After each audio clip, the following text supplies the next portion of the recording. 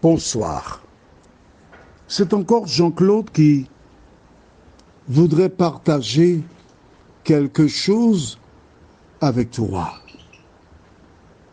Notre thème pour ce soir est « Mon refuge et ma force ».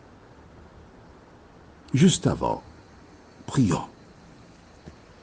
Notre Seigneur et notre Dieu, grande est notre joie, car nous découvrons au fil des jours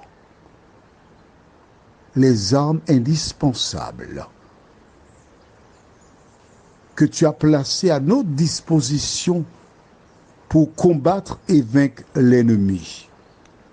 Que le Saint-Esprit nous conduise encore dans toute la vérité, nous t'en prions, au nom de Jésus et pour ta gloire éternelle. Amen. Quand j'étais enfant, j'aimais regarder un petit film. Il y avait deux personnes, une femme et un homme. La femme se prénommait Olive et l'homme Popeye. Il y avait parfois, souvent des embûches, des problèmes. Et alors, Popeye, il mangeait des épinards. Et ça lui donnait une force exceptionnelle qui lui permettait de défier plusieurs personnes et de les vaincre. Et quand Olive appelait Popeye, Popeye, hop, il prenait son épinard et il allait délivrer Olive. Mais nous savons tous que ce sont des scénarios montés par les hommes et qu'à aucun moment les épinards ne donnent une telle force. En revanche, j'ai aussi entendu une chanson qui dit « Veux-tu briser du péché le pouvoir? La force est en Christ. » La force du chrétien se trouve dans la parole de Dieu. Alors nous lisons le psaume 46. Au chef des chantres, des fils de Corée, sur Alamoth, cantique. Dieu est pour nous un refuge et un appui, un secours qui ne manque jamais dans la détresse. C'est pourquoi nous sommes sans crainte quand la terre est bouleversée et que les montagnes chancellent au cœur des mers, quand les flots de la mer mugissent, écument, se soulèvent jusqu'à faire trembler les montagnes. Il est un fleuve dont les courants réjouissent la cité de Dieu, le sanctuaire des demeures du Très-Haut. Dieu est au milieu d'elle et elle n'est point ébranlée. Dieu la secourt dès l'aube du matin. Des nations s'agitent, des royaumes s'ébranlent. Il fait entendre sa voix. La terre se fond d'épouvante. L'Éternel des armées est avec nous. Le Dieu de Jacob est pour nous une haute retraite. Venez, contemplez les œuvres de l'Éternel, les ravages qu'il a opérés sur la terre. C'est lui qui a fait cesser les combats jusqu'au bout de la terre. Il a brisé l'arc et il a rompu la lance. Il a consumé par le feu les chars de guerre. Arrêtez et sachez que je suis Dieu.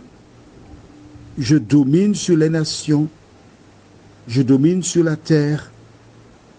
L'Éternel des armées est avec nous. le Dieu de Jacob est pour nous une haute retraite. Amen. Le Dieu de Jacob est pour nous quoi? Une haute retraite. Rappelle-toi, j'avais vu avec toi hier, dans le psaume 43, comment la fin était identique avec le psaume 42. Maintenant, je m'en vais lire pour toi la fin du chapitre 46 et tu vas voir quelque chose. La fin du chapitre 46 déclare, verset 12, « L'Éternel des armées est avec nous. Le Dieu de Jacob est pour nous une haute retraite. » Verset 12. Au même chapitre, verset 8. Tu as vu? L'Éternel des armées est avec nous. Ça, c'est le verset 12. Il commence comme ça. Le verset 8. L'Éternel des armées est avec nous. La fin du verset 8 au chapitre 46. Le Dieu de Jacob est pour nous une haute retraite. Je tourne la page, je vais à la fin du verset 12. Le Dieu de Jacob est pour nous une haute retraite. Tu te rappelles ce que je t'avais dit hier? Quand Joseph s'est présenté devant Pharaon, il déclara, si la chose a été répétée 2 fois, c'est qu'elle est arrêtée de la part de Dieu et qu'il se hâtera de la réaliser. La lecture de la Bible que nous faisons nous a déjà montré comment l'Éternel avait répété textuellement la même chose concernant le chapitre 43 et 42.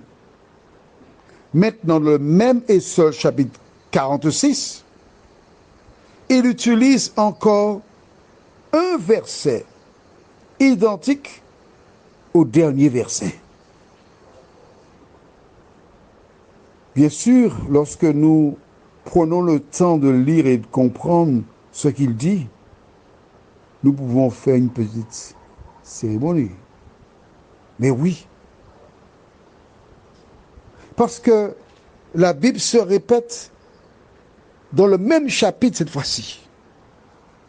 C'est pour te dire, toi qui rencontres des difficultés, la haute retraite, c'est l'Éternel des armées.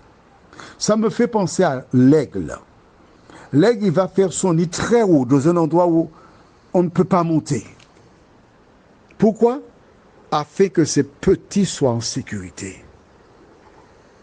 Mais quel que soit le lieu élevé qui existe sur terre, il est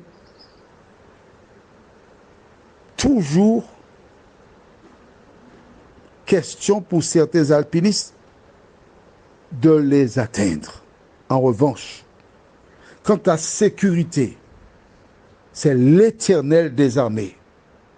Quand c'est lui qui est à force, rien ni personne ne pourra jamais t'atteindre.